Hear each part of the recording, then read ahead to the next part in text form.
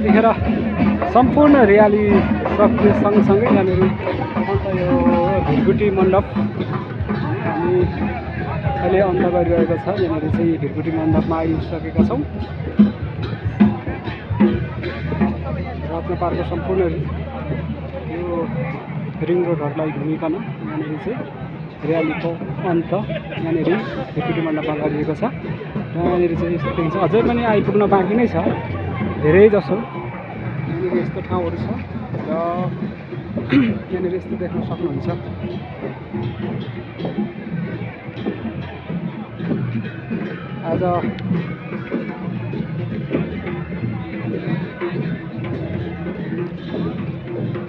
आज गणतन्त्र दिवस, विशेष गरी गणतन्त्र दिवस आज 18औं गणतन्त्र दिवस नेपालमा राजतन्त्र अन्त्यसँगै आएको जुन गणतन्त्र चाहिँ आज 18 वर्ष भइसकेको छ। र 18औं गणतन्त्र दिवसमा देशका विभिन्न ठाउँहरूबाट पाल्नुभएका यहाँ नागरिकहरूको उत्तिकै यहाँ भव्य सागर जनसभा देखिन सकिन्छ। यहाँनिर एकदमै खुसियालीका साथमा विभिन्न झाँकी प्रदर्शनीहरूको साथमा यहाँ आज चाहिँ यहाँनिर चाहिँ गणतन्त्र दिवस मनाइरहेको अवस्था हो। आज जेठ 15 गतेका दिन काठमाडौँ उपत्यकाको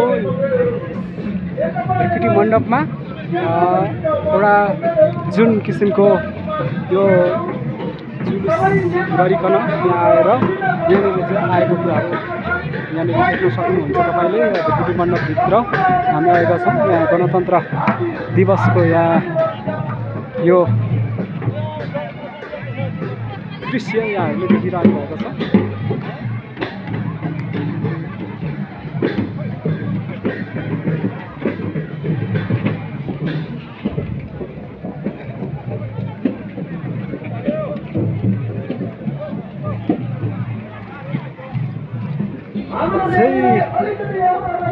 आउन बाँकी नै छ अझै। यहाँनिर चाहिँ नागरिकहरूको यहाँनिर चाहिँ अझै आउने क्रम जारी नै छ। यहाँनिर चाहिँ प्रवेश गर्ने क्रम जारी नै छ। यहाँनिर सम्पूर्ण यहाँ झाँकी प्रदर्शनीहरू पनि यहाँ हुनेवाला छ। यहाँनिर चाहिँ धेरै अझै आउनु बाँकी नै छ। यहाँहरूले देख्दै हुनुहुन्छ पुरा आइरहनु भएको।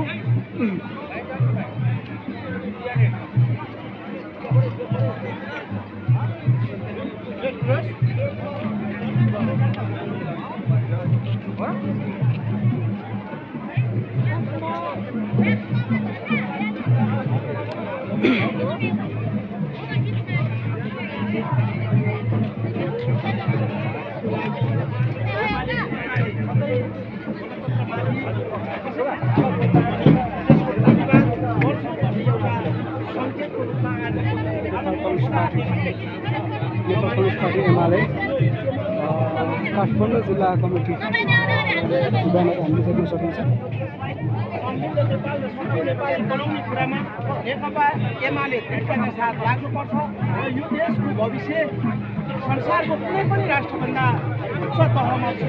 किन भन्दाखेरि यहाँ भित्रको प्राकृतिक स्रोत, सांस्कृतिक सम्पदा र यसको ऐतिहासिक गरिमामय इतिहासको कारणले पनि नेपाल एउटा समृद्धिको उचाइमा अब अगाडि बढ्छ र यो वर्ष भन्ने कुराको आजको विशाल उपस्थिति र गणतन्त्रको सत्ताबद्धता सबै सम्भव छ भन्ने कुराको प्रमाणित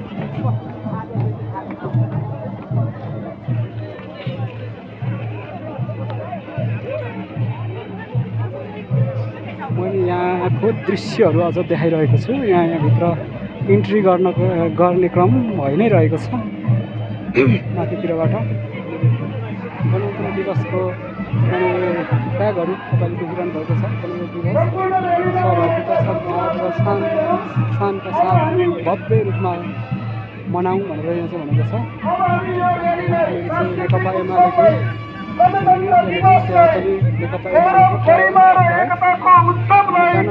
समर्पणको दिशातिर हामी अगाडि बढिरहेका छौँ। नेकपा एमालेका वरिष्ठ उपाध्यक्ष कमरेड ईश्वर पोखरेल, उपाध्यक्ष कमरेडहरू, महासचिव कमरेड र सबै नेता कमरेडहरू यहाँ उपस्थित हुनुभएको छ। र यसलाई हामी लामो नगरिकन सहित समापनको दिशातिर अगाडि बढिरहेका छौँ र यो कार्यक्रमलाई शुभकामना सन्देश सहित समापन गरिदिनु हुनका निमित्त म आदरणीय महासचिव कमरेडलाई हार्दिक अनुरोध गर्दछु।